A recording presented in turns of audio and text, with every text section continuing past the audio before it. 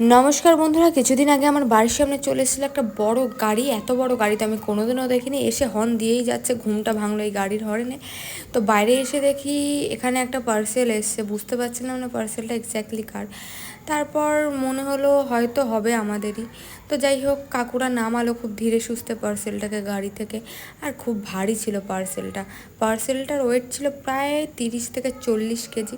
কাকুরা খুব সাবধানে আস্তে আস্তে নিয়ে আসলো আমার ফ্ল্যাটে।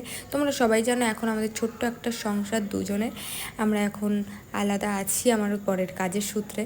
তো এখানে আমাদের এখনও সেরকমভাবে কিছু গুছিয়ে ওঠা হয়নি।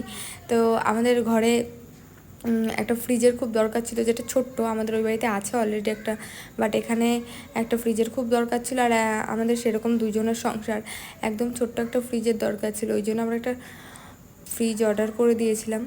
তো এখানে চলেও এসছে আমাদের অর্ডারটা। আর দেখো এখানে আমরা হায়ারের ফ্রিজ নিয়েছিলাম, ভালো, বেশ অনেক ভালো এটা ছিল, ইনভার্টার ছিল, তোমরা চাইলে নিতে পারো, আর অ্যাফোর্ডেবল প্রাইসের মধ্যেও আছে। তো আমরা এটা নিয়েছিলাম, নেওয়ার পর এটা এখন আনবক্সিং হচ্ছে। আর দুটো কাকু এসেছিলো এটাকে ডেলিভারি করতে। তো দেখো আমরা এটাকে সিলভার কালার চয়েস করেছি, আরও অনেক অপশান ছিল আমাদের কাছে, অনেক প্রিন্টেড ছাপা, তো ওগুলো আমার সেরকম একটা পছন্দ নয়।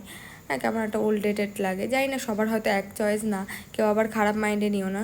তো আমার ওটা ভালো লাগে না, তো আমি চাইছিলাম গ্লাসের ওপরে বা এটা নেবো। তো গ্লাস নিলাম না, কারণ কোনোভাবে টাচ লাগলে মানে সাবধানতা, খুবই সাবধানতা এরকম করে চলতে হবে।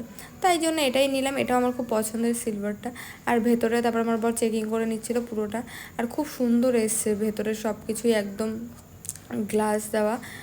হয় না কয়েকটা ফ্রিজে হয় একটু মানে ওই হয় যে মানে কেমন কেমন জিনিসগুলো দেওয়া থাকে, যে ফাঁকা ফাঁকা থাকে, আমি নাম জানি না, তোমরা জানলে অবশ্যই কমেন্ট করে জানিও। তো ফাঁকা ফাঁকা থাকে ওই ভেতরে যেগুলো রাখার ট্রেগুলো, তো এই ট্রেগুলো পুরোটাই গ্লাস, আর খুব ভালো কোয়ালিটির গ্লাস ছিল এগুলো। তো বড়টাই চেক করছিল খুলেগুলো, আর প্রত্যেকটা সিল করা ছিল ভেতরে, প্রত্যেকটা সিল খুলেগুলো চেক করছিল। আর এই ফ্রিজের সাথে দিয়েছিল ডিমের ট্রে, যেটা সব ফ্রিজের সাথে দিয়ে থাকে। তো ডিমের ট্রে আর একটা আইস জমানোর যে ট্রে, ওটা দিয়েছিল আইস।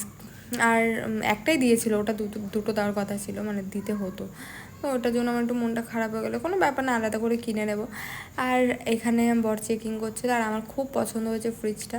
জানি না ভিডিওটাতে তোমরা কতটা বুঝতে পারছো। এই ফ্রিজটার হাইট মোটামুটি 4.5 ফুট, ঠিক আছে, 4.5 ফুট, একটু বেশি, মানে পুরো 5 না, 5-এর একটু কম। খুব সুন্দর ছিল, আর এটা প্রচণ্ড পরিমাণে ঠান্ডা হয়। এখন এটা আমরা বেশ কিছুদিন হয়েছে নিয়েছি, তো এখন এটা রিভিউ তোমাদের দিচ্ছি ইউজ করার পরে। আমি দুধ জাল দিয়ে ফ্রিজে রেখেছিলাম নর্মালে, একদম নর্মালে রেখেছিলাম, পরের দিন দেখি পুরো ঠান্ডা।